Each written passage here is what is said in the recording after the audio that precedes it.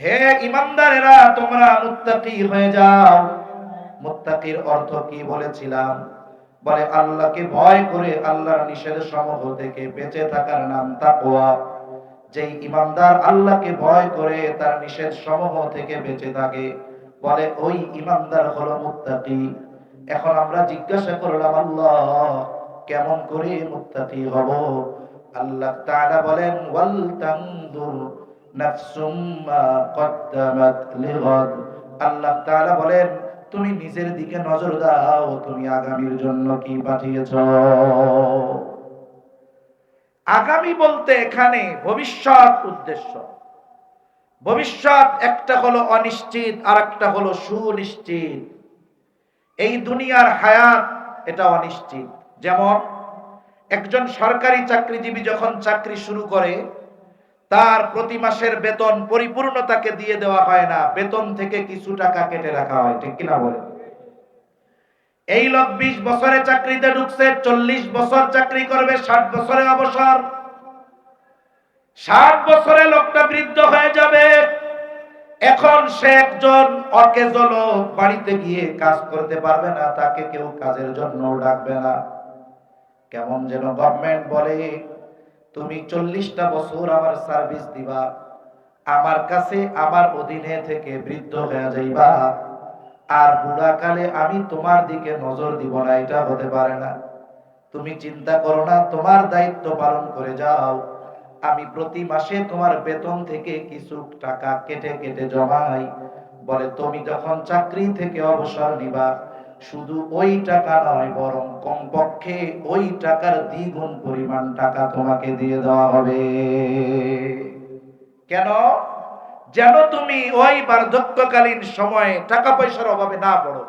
বর্ণিত দুরূদ ও সালাম সাইয়্যিদুল আম্বিয়া, আশরাফুল আম্বিয়া, খাতামুল আম্বিয়া, ইমামুল মুরসালিন, রহমাতুল লিল আলামিন, মুহাম্মাদুর রাসূলুল্লাহ সাল্লাল্লাহু আলাইহি ওয়াসাল্লামের উপর। আমি আপনাদের খেদমতে পবিত্র কোরআনুল কারীমের একটা আয়াত ও রাসূল আকরাম সাল্লাল্লাহু আলাইহি ওয়াসাল্লামের অগণিত হাদিস থেকে একটা হাদিস পাঠ করেছি। আল্লাহ তাআলার কাছে তৌফিক চাই, অল্প সময়ের মধ্যে আল্লাহ তাআলা কিছু কথা বলার তৌফিক দেন, যে কথাগুলো আমাদের সবার দুনিয়া এবং আখিরাতের জন্য কল্যাণকর হয়। সকলে বলি আমিন। সম্মানিত উপস্থিতি, আল্লাহ সুবহানাহু ওয়া তাআলা পবিত্র কোরআনুল কারীমের মধ্যে ঈমানদারদেরকে উদ্দেশ্য করে বলেন, হে ঈমানদারেরা, তোমরা আল্লাহ তাআলাকে ভয় করো, হাক্কা তুকাতিহি, ভয় করার মতো ভয় করো। এরপরে আল্লাহ তাআলা বলেন, ওয়ালা তামুতুন্না ইল্লা ওয়া আনতুম মুসলিমুন, আর তোমরা মুসলমান না হয়ে মৃত্যুবরণ করো না। তাহলে মুসলমান হয়ে মৃত্যুবরণ করার নির্দেশ দিলেন কে? আল্লাহ। এই শব্দগুলোর যদি দিকে আমরা খেয়াল করি, শব্দগুলোর দিকে, তাহলে দেখা যায় মরার আগে মুসলমান হওয়ার নির্দেশ আল্লাহ তাআলা দিয়েছেন। এর আগে আছে তাকওয়ার কথা, এর আগে ঈমানের কথা। তার মানে যেই ঈমানদার মুত্তাকি হয়, সেই ঈমানদারই মুসলিম হতে পারে, ঠিক কিনা বলেন? মুসলিম মানে পরিপূর্ণ আত্মসমর্পণকারী। আল্লাহ তাআলার বিধি নিষেধের সামনে যে কোনো যুক্তি খুঁজবে না, কারণ খুঁজবে না। আল্লাহ তাআলার আদেশ এর কারণ বুঝে আসুক চাই না আসুক, একেবারে নির্দ্বিধায় সে আল্লাহ সুবহানাহু ওয়া তাআলার বিধি বিধান মেনে নিবে, মেনে চলবে, আল্লাহর আদেশের সামনে নিজেকে সঁপে দিবে। এই ব্যক্তি হলো প্রকৃত মুসলিম। একজন মানুষ ঈমান আনার পরে সে যখন প্রকৃত ঈমানদার হয়, ঈমান আনার পরে তাকওয়া অর্জন তার জন্য খুবই জরুরি একটা বিষয়। আল্লাহ সুবহানাহু ওয়া তাআলা কোরআনুল কারীমের মধ্যে অনেক সময় শুধুমাত্র ঈমানদারদেরকে উদ্দেশ্য করে তাকওয়া অর্জনের নির্দেশ দিয়েছেন। আবার কোথাও কোথাও আল্লাহ তাআলা সমগ্র মানব জাতিকে উদ্দেশ্য করে তাকওয়া অর্জনের নির্দেশ আল্লাহ তাআলা দিয়েছেন। আল্লাহ সুবহানাহু ওয়া তাআলা যখন সমগ্র মানুষকে উদ্দেশ্য করে তাকওয়ার নির্দেশ দেন, সেই সময়টাতে তাকওয়া দ্বারা উদ্দেশ্য হয় আল্লাহ তাআলার প্রতি ঈমান আনা। এই জন্য কোন ব্যক্তি যখন ঈমান আনে, সে তাকওয়ার সর্বনিম্ন স্তর এটাতে সে পৌঁছে যায়। প্রত্যেকটা ঈমানদার মুত্তাকি। তাহলে আল্লাহ তাআলা ঈমানদারদেরকে কোন তাকওয়া অর্জনের নির্দেশ দিলেন? আল্লাহ সুবহানাহু ওয়া তাআলা সমগ্র মানব জাতিকে উদ্দেশ্য করে যখন তাকওয়ার কথা বলেন, তখন উদ্দেশ্য হলো ঈমান।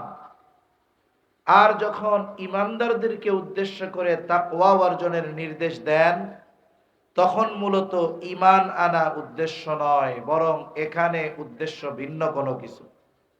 যেমন আল্লাহ তাআলা সব মানুষকে উদ্দেশ্য করে তাকওয়ার নির্দেশ দিয়েছেন। আল্লাহ তাআলা কোরআনুল কারীমে সূরাতুন নিসার শুরুতেই আল্লাহ তাআলা বলেন, ইয়া আইয়ুহান নাসুত্তাকু রাব্বাকুমুল্লাযী খালাকাকুম মিন নাফসিন ওয়াহিদা।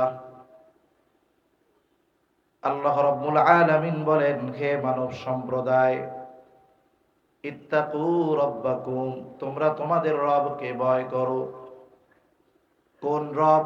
বলে আল্লাযী খালাকাকুম মিন নাফসিন ওয়াহিদা, যিনি তোমাদেরকে একটি প্রাণ থেকে সৃষ্টি করেছে।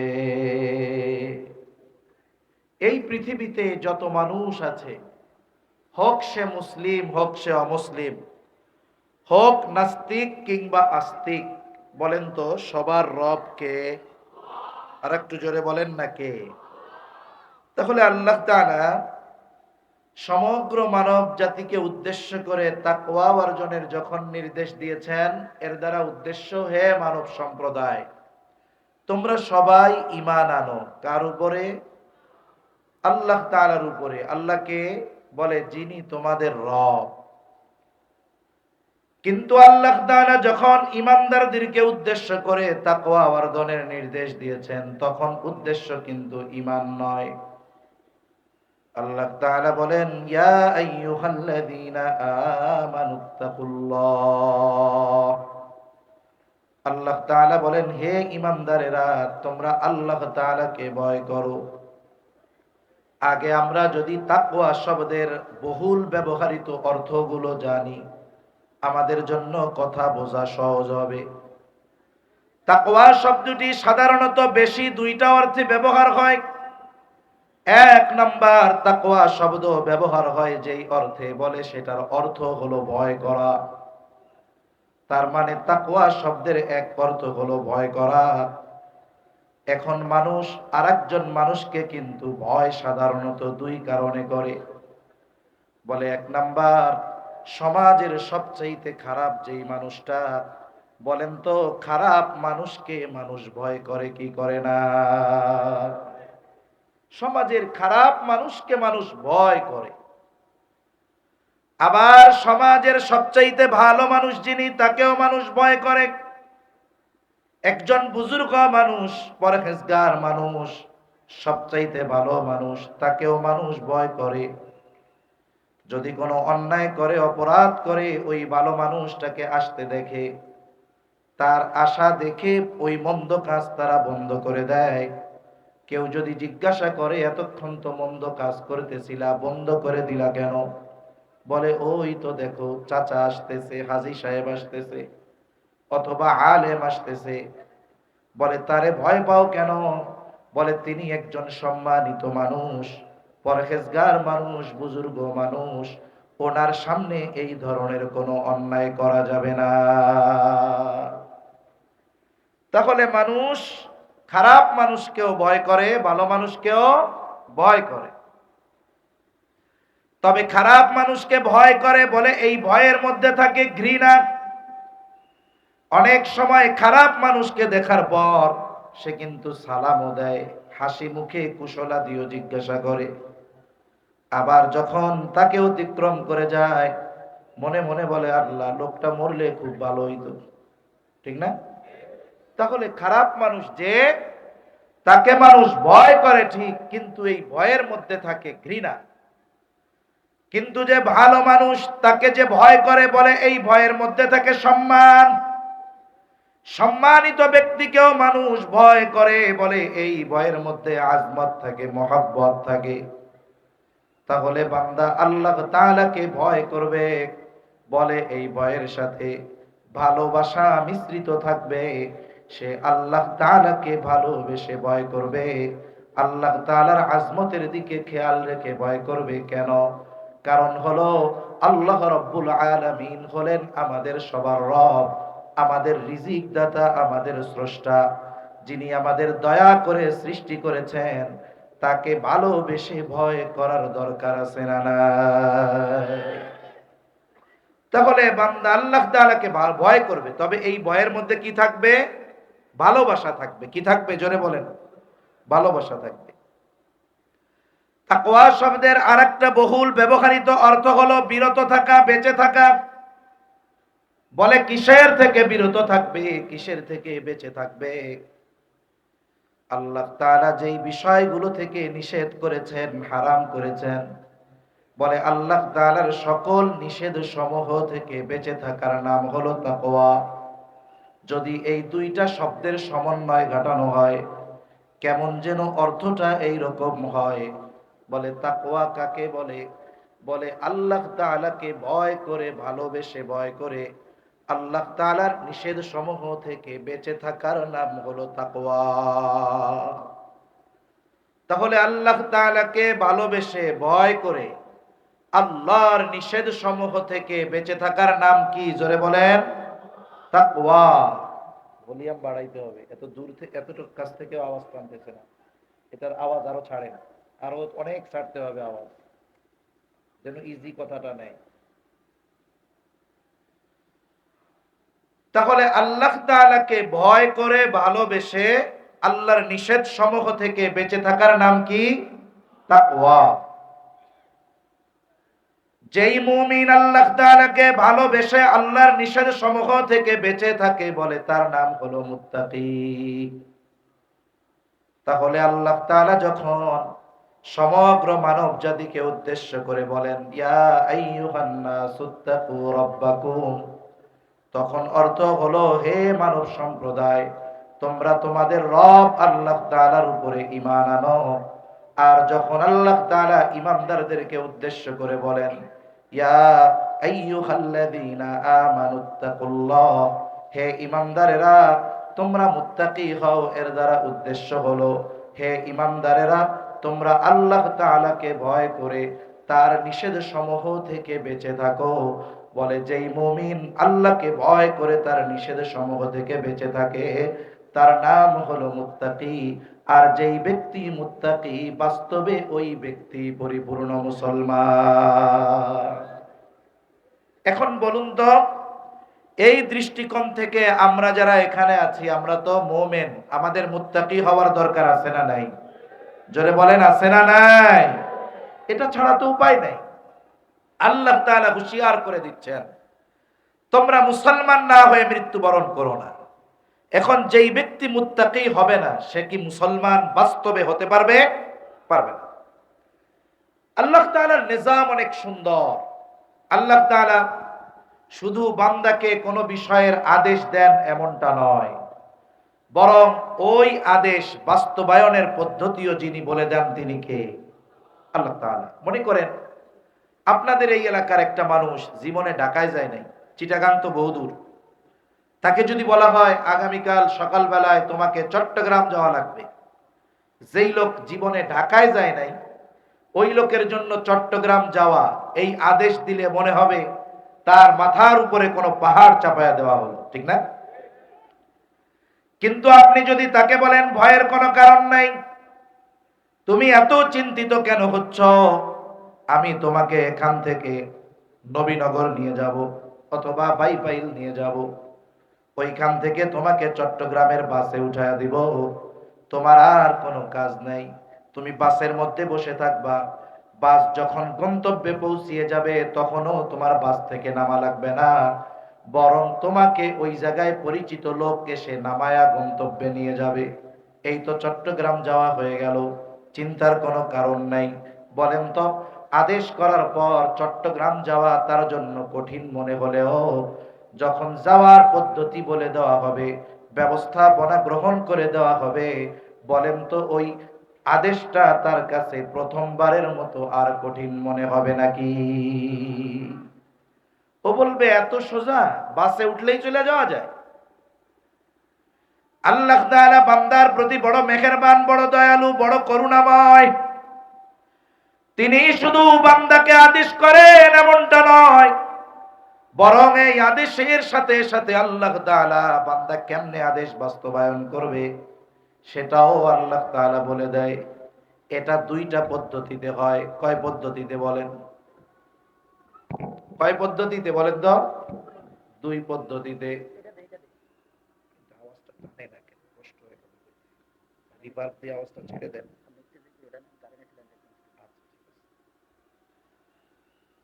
তাহলে আল্লাহ তাআলা আদেশ করার পরে আদেশ বাস্তবায়নের পদ্ধতি বলে দেন। এটার সিস্টেম পদ্ধতি কয়টা?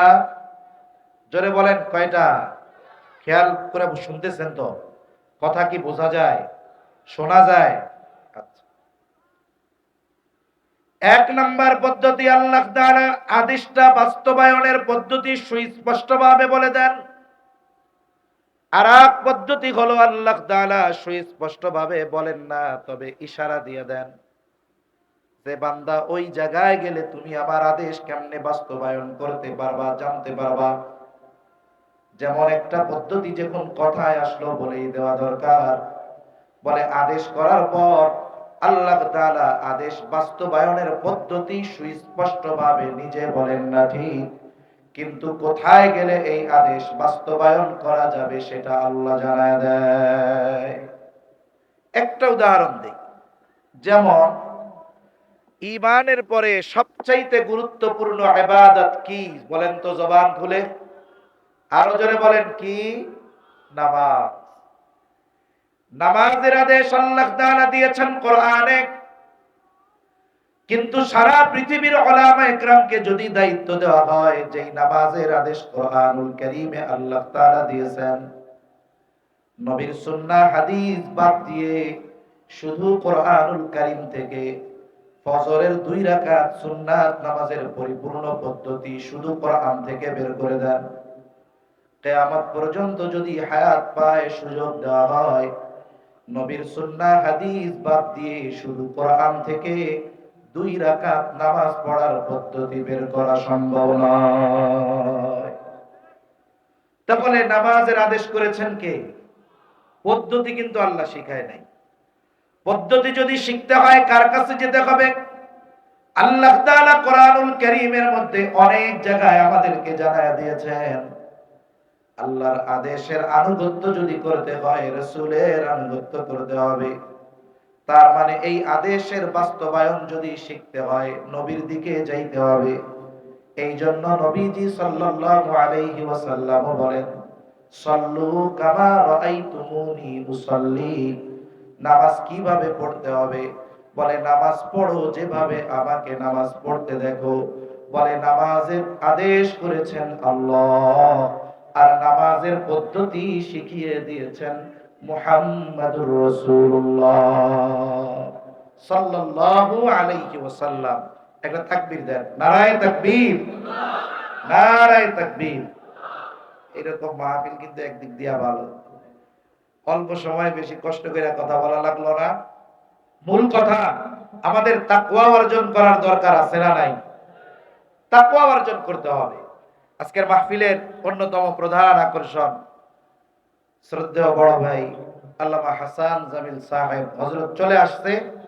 আপনারা যে যেখানে আছেন একেবারে তাড়াতাড়ি এসে জমে জমে বসে যান, আমি এখনই শেষ করে দিব।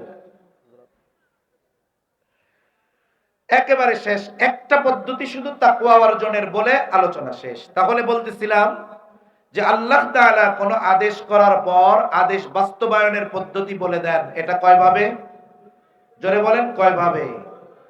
একটা হলো সরাসরি তিনি আদেশ করার পর ওই আদেশ বাস্তবায়নের পদ্ধতি বলে দেন, আরেকটা সরাসরি বলে দেন না, তবে জানায়া দেন যে এই আদেশ বাস্তবায়ন কোথায় গেলে করতে পারবা। কিন্তু তাকওয়ার নির্দেশ দেওয়ার পর আল্লাহ তাআলা অন্য কোথাও যাইতে বলেন নাই, সরাসরি নিজে এই তাকওয়া অর্জনের পদ্ধতি কোরআনুল কারীমের বিভিন্ন জায়গায় আমাদেরকে জানিয়ে দিয়েছেন কে? জোরে বলেন কে? একটা পদ্ধতি বলি, 2 3 4 5 মিনিটের মধ্যে শেষ ইনশাআল্লাহ। আল্লাহ তাআলা বলেন, ইয়া আইয়ুহাল্লাযীনা আমানুত্তাকুল্লাহ, হে ঈমানদারেরা তোমরা মুত্তাকি হয়ে যাও।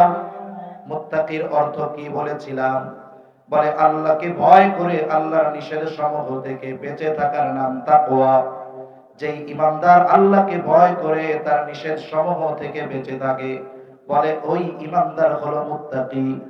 এখন আমরা জিজ্ঞাসা করলাম, আল্লাহ কেমন করে মুত্তাকি হব? আল্লাহ তাআলা বলেন, ওয়াল তানজুর নাফসুম মা কদ্দামাত লিগাদ।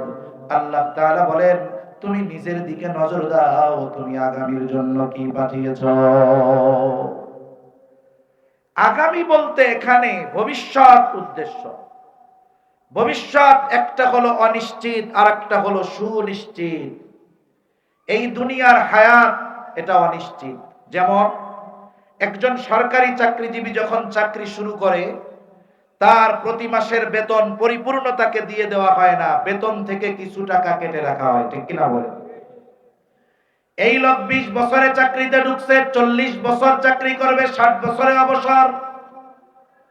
60 বছরে লোকটা বৃদ্ধ হয়ে যাবে। এখন সে একজন অকেজ লোক, বাড়িতে গিয়ে কাজ করতে পারবে না, তাকে কেউ কাজের জন্য ডাকবে না। কেমন যেন গভর্নমেন্ট বলে, তুমি 40টা বছর আমার সার্ভিস দিবা, আমার কাছে আমার অধীনে থেকে বৃদ্ধ হয়ে যাইবা, আর বুড়াকালে আমি তোমার দিকে নজর দিব না, এটা হতে পারে না। তুমি চিন্তা করো না, তোমার দায়িত্ব পালন করে যাও। আমি প্রতি মাসে তোমার বেতন থেকে কিছু টাকা কেটে কেটে জমাই। বলে তুমি যখন চাকরি থেকে অবসর নিবা, শুধু ওই টাকা নয়, বরং কমপক্ষে ওই টাকার দ্বিগুণ পরিমাণ টাকা তোমাকে দিয়ে দেওয়া হবে। কেন? যেন তুমি ওই বার্ধক্যকালীন সময়ে টাকা পয়সার অভাবে না পড়ো, বৈশা বৈশা খাইতে পারো। এখন বলেন, 20 বছর বয়সে টাকা জমাচ্ছে কেন? 60 বছরের পরে জানি ভালো থাকতে পারে। এই যে ভবিষ্যতে ভালো থাকার জন্য টাকা জমায় গভর্নমেন্ট, সে নিজেও কিছু জমায় যেই ভবিষ্যতে ভালো থাকার জন্য। বলেন তো, ওই ভবিষ্যৎ অনিশ্চিত না সুনিশ্চিত? কারণ একটা মানুষ 60 বছর পর্যন্ত বাঁচবে কিনা এর কোনো গ্যারান্টি আছে? গ্যারান্টি নেই। আল্লাহ তাআলা আগামী বলতে ভবিষ্যৎ, নিশ্চিত ভবিষ্যতের দিকে নজর দিতে বলেছেন। বলে নিশ্চিত ভবিষ্যৎ হলো কবর, নিশ্চিত ভবিষ্যৎ হাসর, নিশ্চিত ভবিষ্যৎ কারো জন্য জান্নাত, কারো জন্য জাহান্নাম। এখন বলেন তো, যদি কেউ ওই সুনিশ্চিত ভবিষ্যতে ভালো থাকতে চায়, নিঃসন্দেহে তার নেক আমল করার দরকার আছে না নাই? গুনাহ থেকে বাঁচতে হবে, নেকের কাজ করতে হবে। এই ব্যক্তি তাহলে সুনিশ্চিত ভবিষ্যতে ভালো থাকতে পারবে। 20 বছরে যেমন 60 বছর বয়সে ভালো থাকার জন্য প্রস্তুতি নেওয়া হয়, অনুরূপ দুনিয়াতে থাকতেই আখিরাতে ভালো থাকার প্রস্তুতি নেওয়ার দরকার আছে না নাই? এজন্য বুজুর্গানে দিন আমাদেরকে একটা শব্দ শিক্ষা দেন। বলে শব্দটা কি? বলে মুহাসাবা। টাকা পয়সার হিসাবের কথা না, জীবনের হিসাবের কথা। মনে করেন একটা মানুষ, সে যদি রাতের বেলায় বিছানায় মাথা লাগায় এতটুকু হিসাব করে, আজকে সারাদিন আমার ভালো কাজ কয়টা, মন্দ কাজ কয়টা, আমি যদি হিসাবটা করি আমার 2 মিনিটও লাগবে না। প্রত্যেকেরই 1-2 মিনিট লাগবে না। আমরা তো রাতে বিছানায় শুয়ে আগে মোবাইল হাতে নেই। এই কাজটা বাদ দিয়ে আজকে রাতটা কমপক্ষে একটু ট্রাই করেন, বালিশে মাথা লাগাবেন, মোবাইলটা দূরে রাখবেন, হিসাব করবেন আজকে সারাদিনের ভালো কাজ কত, মন্দ কাজ কত।